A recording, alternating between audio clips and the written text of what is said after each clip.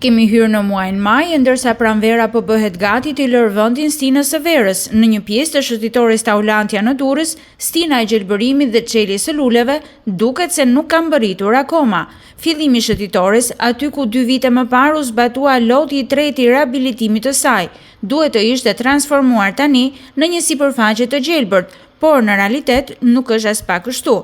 Nga 55 pemë dekorative të llojit Ligustrum japonicum që janë mbjellë aty, kanë ulëzuar vetëm 3-4 prej tyre.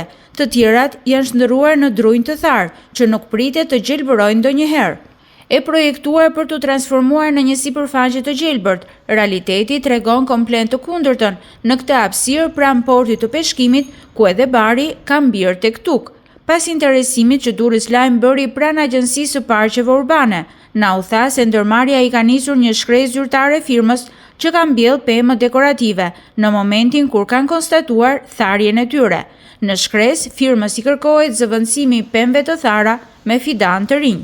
Por derisa të ndodhë zëvendësimi, gjithnjë nëse do të ndodhë, Durrësi do të ketë mangut një tjetër hapësirë të gjelbërt në një qytet ku grija e betonit dominon mbi çdo ngjyrë tjetër.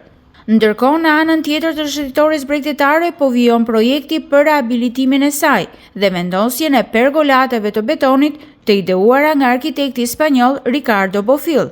Projekti nisi të zbatohej një vit më parë, por pas ndërprerjes disa mujore, ai rinisi në fillim të vitit dhe sipas firmës zbatuese do të përfundojë në muajin qershor. Duket se këtë herë kjo pjesë e shëtitores nuk do të jetë një kantier i hapur ndërtimi, siç ishte përgjatë gjithë sezonit veror të një viti më parë.